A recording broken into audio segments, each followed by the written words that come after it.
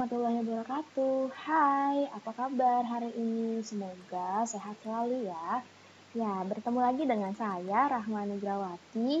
Kali ini kita akan membahas tentang pengoperasian dan pemeliharaan mesin kantor.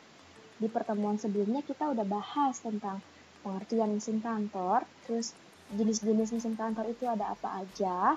Nah, sekarang kita akan bahas nih bagaimana pengoperasiannya dan gimana pemeliharaannya supaya mesin tersebut tidak mudah rusak. Yuk, kita mulai. Nah, sebelum kita bahas materinya, kita kenali dulu nih tujuan pembelajarannya. Tujuan pengetahuan yang pertama yaitu nih, setelah mengikuti pembelajaran dengan model problem-based learning melalui analisis video, penggalian informasi, dan diskusi, peserta didik diharapkan terlibat aktif, bertanggung jawab dalam bertanya, santun dalam memberikan kritik, serta peserta didik diharapkan mampu menerapkan prosedur pengoperasian mesin-mesin kantor sesuai dengan SOP. 2. Menerapkan prosedur pemeliharaan mesin-mesin kantor sesuai SOP. Nah, jadi nanti kalau diskusi harus aktif, harus bertanggung jawab dalam bertanya, dan santun memberikan kritik. Oke, ada juga pengetahuan keterampilan. Setelah mengkaji lembar kerja penilaian, peserta didik diharapkan jujur dan bertanggung jawab dalam menyelesaikan penugasan serta mampu memelihara mesin-mesin kantor setelah dipergunakan sesuai dengan standar atau petunjuk manual.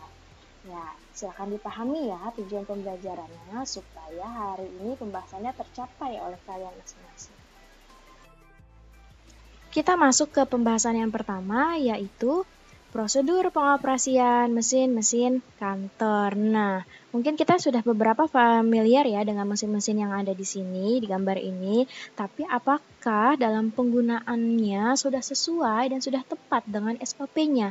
Kenapa perlu tepat dengan SOP? Supaya mesin-mesin kantor yang kita gunakan tidak mudah rusak. Seperti itu. Yuk, kita bahas satu persatu. Prosedur mesin kantor yang akan kita bahas yang pertama yaitu komputer. Nah, saya yakin hampir semua sudah pernah melihat komputer ya, bahkan menggunakan komputer.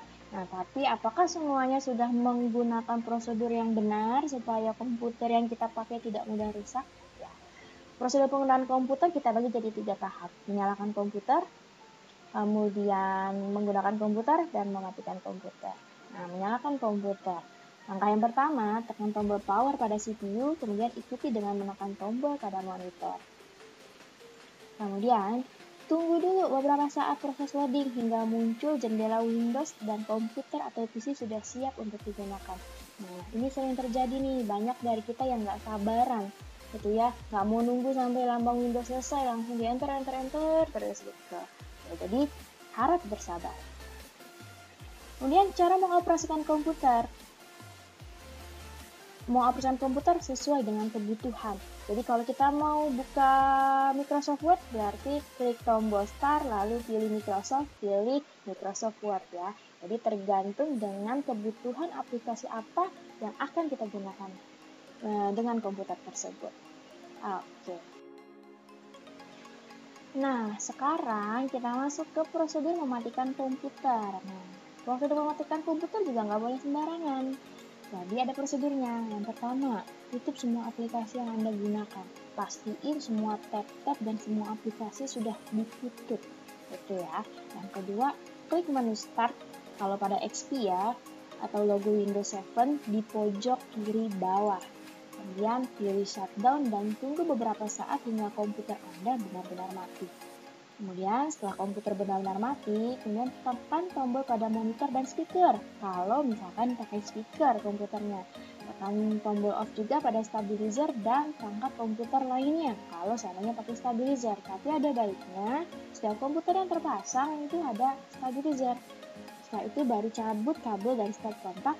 Tujuannya apa? Untuk menghemat daya dan mengantisipasi terjadinya korsleting listrik. Nah, sudah tahu prosedurnya ya untuk komputer. Nah, jadi jangan ada lagi yang mematikan komputer itu langsung tekan tombol power on. Itu tidak sesuai dengan SOP. Oke. Mesin kantor berikutnya yaitu fotokopi. Nah, siapa di sini yang sudah pernah mengoperasikan mesin fotokopi? Nah, Kalau misalkan belum pernah, kita pelajari dulu teorinya, baru nanti setelah itu kita praktek kalau ada kesempatan.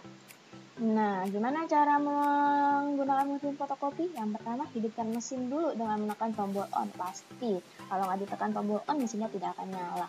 Kemudian, letakkan kertas pada kaca tempat fotokopi dengan bagian tepi atas menempel pada garis skala pada posisi yang tepat di tengah. Lanjut, yaitu dengan menekan tombol pengatur hasil kopi. Jadi, kalau mesin fotokopi biasanya sudah ada settingan otomatis ya. Kalau cuma mau tinggal copy aja, tinggal tekan copy, langsung dia akan tercopy. Kemudian tekan tombol jumlah hasil penggandaan yang dikehendaki. Nah, kalau teman-teman mau fotokopinya lebih dari 1 lembar, maka kita harus tekan dulu tombol untuk menambah jumlah lembar yang akan di-copy. Kalau mau 5 kali, berarti tekan 5, seperti itu. Kemudian kalau udah selesai, baru tekan tombol cetak atau start. Terakhir, kalau udah selesai, seperti biasa, jangan lupa ditekan power off, lalu matikan tombol off, biasanya ada di bagian belakang mesin fotokopi. Nah, ini prosedur penggunaan fotokopi untuk yang biasa, gitu ya, cuma tinggal copy atau gandakan lebih dari 1. Tapi kalau misalkan untuk memperkecil, memperbesar, bagaimana bolak-balik, nanti praktek secara langsung, gitu ya. Sekarang adalah printer. Nah, ini juga pasti sudah familiar banget bagi kalian, apalagi siswa perkantoran pasti sudah pernah yang namanya mencetak dokumen. Nah, tapi apakah kalian sudah menerapkan prosedurnya sesuai dengan SOP-nya printer? Nah, kita baca dulu, kita simak dulu bagaimana pengoperasian printer yang benar. Pertama, bukalah program aplikasi yang akan Anda gunakan untuk mencetak. Ya, kalau lagi mau cetak surat, pasti pakai Word dong. Kalau mau cetak laporan keuangan, pasti pakai Excel. Jadi buka dulu aplikasi yang akan kalian cetak. Gitu. Dokumen mana yang mau dicetak, siapin dulu aplikasinya. Kemudian, klik menu file, pilih print. Nah, sebelum pilih print, tambahin lagi print preview dulu ya. Sebagai siswa perkantoran harus make sure bahwa dokumen yang akan dicetak sudah rapi. Jadi tidak boleh asal print. Print preview dulu, pastikan semua dokumen kalian sudah rapi, baru kalian klik print. Setelah itu klik OK. Tunggu sampai proses mencetak selesai. Begitu ya. Nah, kalau tadi printer untuk mencetak dokumen, nah kalau scanner itu untuk memindai dokumen yang tercetak menjadi dalam bentuk soft copy atau soft file. Ya, gimana cara pengoperasian scanner? Yang pertama, pasang scanner pada PC. Kedua, pastikan scannernya sudah terinstall. Sama seperti printer, harus sudah terinstall dulu sama komputer atau PC-nya. Kemudian yang ketiga, setelah terbuka, klik file, import, lalu pilih nama atau merek scanner Anda. Lanjut, yaitu masukkan gambar atau foto pada scanner, lalu tutup covernya. Setelah itu, untuk menentukan pas atau tidaknya gambar, klik preview dulu. Oke, seperti printer, sebelum selesai harus di preview dulu, udah rapi apa belum. Jika sudah pas dan Anda yakin, maka klik scan untuk menycan gambarnya. Tunggu sampai proses scan selesai. Nah, pastiin proses scan-nya udah selesai dulu, jadi jangan terburu-buru ya. Jika sudah selesai, beri nama pada hasil scan di folder yang sudah ditentukan. Jika sudah, klik simpan. Oke, nah sebagai siswa perkantoran, bikin foldernya harus rapi supaya dalam penemuan kembali folder yang ada di komputer menjadi lebih mudah. Oke, lanjut. Faksimal. Nah, ini gambar mesin fax ya. Bagaimana sih prosedur menggunakan mesin fax? Yang pertama, masukkan dokumen ke dalam fax feeder yang menghadap ke arah mesin. Nah, jadi kertasnya atau dokumennya harus menghadap ke arah mesin. Kedua, masukkan nomor fax. Tunggu sampai dokumen Anda melewati mesin dan kumpulkan jika sudah selesai. Ya, jadi pada saat memasukkan nomor fax, pastiin lagi minimal 2 kali bahwa nomor yang kalian masukkan sudah tepat. Jadi tidak salah kirim dokumen. Dan tunggu sampai dokumen Anda melewati mesin. Jadi nanti dokumennya akan masuk ke dalam mesin, keluar gitu ya kalau udah selesai di scan di dalam faksimilernya. Nah, kumpulkan jika sudah selesai. Jadi kalau lebih dari 1, tunggu dulu sampai dokumennya selesai semua di scan sama mesin faxnya. Kemudian tunggu sampai ada konfirmasi yang akan memberitahukan Anda apakah fax Anda berhasil terkirim atau tidak. Nah, ini tunggu dulu sampai memastikan bahwa udah terkirim. Jadi jangan sampai buru-buru ternyata tidak terkirim, gitu ya. Oke. Lanjut yaitu paper shredder atau mesin penghancur kertas. Nah, setiap perusahaan pasti punya paper shredder ya untuk menghancurkan dokumennya. Kenapa perlu dihancurkan dokumennya? Sesuai dengan kearifan, dokumen yang sudah tidak punya nilai guna dan tidak dibutuhkan, maka untuk mengurangi kuantitasnya perlu dihancurkan dengan mesin paper shredder salah satunya. Gimana cara pengoperasiannya? Pertama, menyambungkan saklar mesin ke stop kontaknya terlebih dahulu. 2. Periksa kembali kertas yang akan dihancurkan. Pastikan juga tidak ada klip, staples, dan benda logam lain yang menempel. Jadi kalau kita mau menghancurkan dokumen yang terbendel, terhimpun dengan menggunakan klip atau staples, kita bukain dulu staplesnya, klipnya, karena tidak akan bisa masuk ke dalam mesin kalau ada benda logam. Gitu ya. Lanjut yaitu letakkan lembar kertas tersebut ke arah mata pisau. Pegang lembaran kertas dengan hati-hati, kemudian hidupkan mesin. Jika semua kertas telah hancur, matikan mesin. Dan terakhir, jangan lupa sampah kertasnya harus dibuang. Jadi jangan sampai dipakai terus mesinnya, tapi isinya penuh sampah gitu ya. Selesai, buang dulu, matikan mesinnya.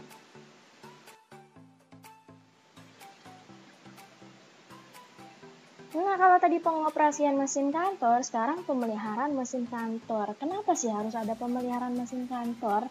Nih, pemeliharaan mesin kantor merupakan kombinasi dari berbagai tindakan yang dilakukan untuk menjaga mesin kantor dan memperbaikinya agar selalu dalam keadaan siap pakai untuk melaksanakan produktivitas secara efektif dan efisien sesuai dengan standar.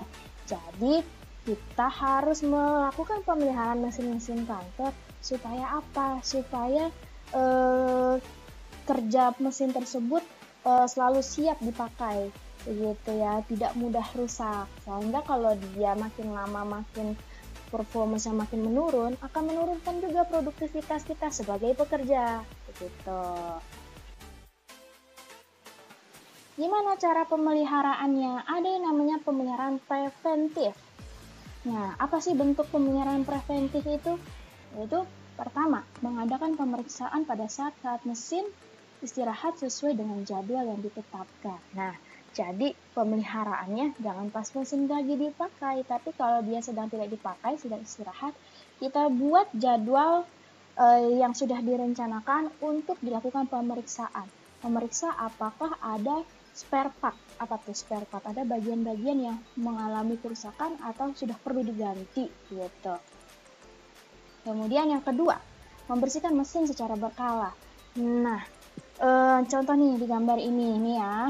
Keyboard itu walaupun tidak terlihat debunya tetap harus dibersihkan. Bisa dengan lap basah atau tisu basah atau dengan vakum khusus menyedot debu pada keyboard, seperti itu ya.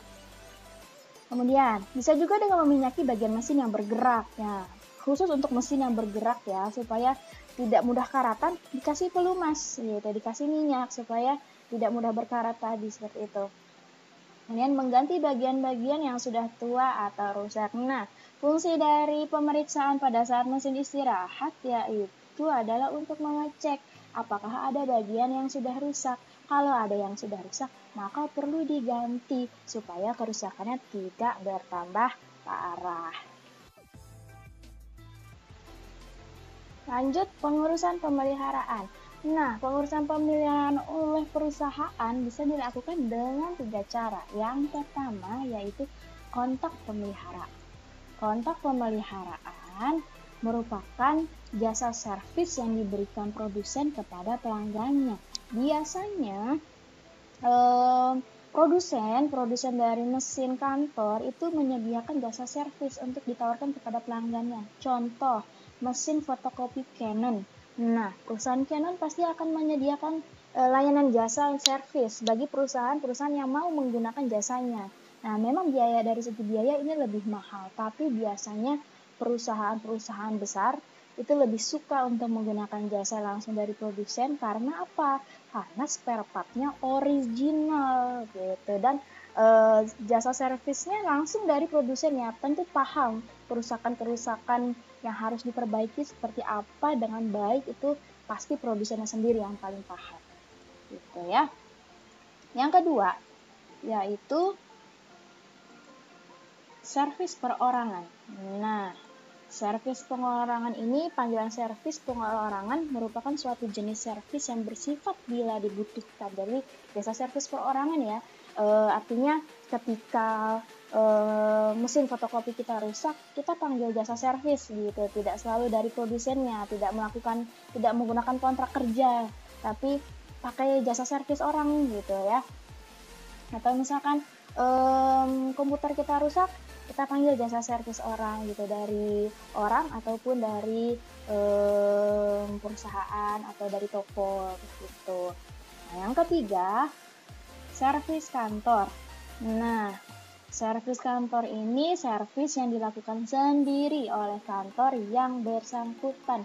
Jadi, perusahaan membuat satu bagian atau satu tim khusus untuk melakukan pemeliharaan, perawatan, dan perbaikan seluruh sarana dan prasarana termasuk mesin-mesin kantornya gitu. Jadi ada namanya, istilahnya maintenance, seperti itu. Bentuk upaya pemeliharaan lain juga ada nih. Apa aja sih bentuknya? Yang pertama, pencatatan dan penomoran mesin-mesin kantor. Nah, ini seperti inventarisasi ya. Jadi, dengan melakukan pencatatan dan penomoran mesin-mesin kantor akan mudah ketika dilakukan pengecekan kalau seandainya terjadi kerusakan. Kemudian yang kedua, penyusunan jadwal perawatan mesin-mesin kantor. Nah, bentuk upaya pemeliharaannya kita harus buat jadwal perawatan mesin kantor. Misal, fotokopi itu harus dilakukan perawatan minimal 6 bulan sekali. Kita bikin, misalkan bulan Januari dilakukan perawatan, berarti ketemu lagi bulan apa tuh, Januari, Februari, Maret, April, Mei, Juni. Berarti Juni dilakukan lagi perawatan. Seperti itu. Yang ketiga, menentukan jangka waktu, usia atau umur mesin-mesin kantor dan penggantinya dengan mesin kantor yang baru. Jadi, yang namanya sarana, terutama mesin kantor itu ada yang namanya penyusutan.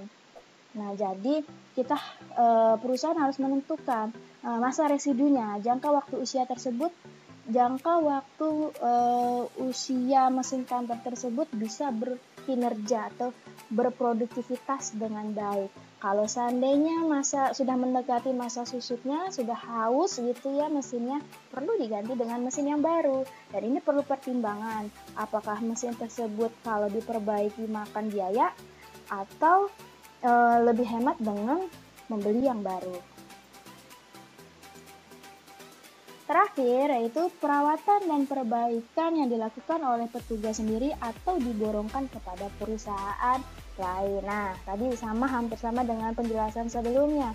Perawatan dan perbaikannya bisa dilakukan dengan petugas sendiri. Jadi perusahaan merekrut tim maintenance gitu ya, karyawan khusus untuk maintenance atau khusus untuk perawatan atau pemeliharaan dan perbaikannya diserahkan kepada perusahaan yang memang khusus untuk menyediakan layanan pemeliharaan mesin-mesin kantor. Dan catatan, semua penjelasan saya tentang pengoperasian mesin kantor itu sifatnya disclaimer. Artinya, setiap mesin kantor punya pengoperasian yang berbeda sesuai dengan merek dan tipenya. Yang saya jelaskan tadi itu sifat umumnya saja. Begitu ya. Jika ada pertanyaan, silakan sampaikan melalui WhatsApp group, Google Classroom, atau PDF. Terima kasih. Assalamualaikum warahmatullahi wabarakatuh. Sampai bertemu lagi pada pembahasan berikutnya.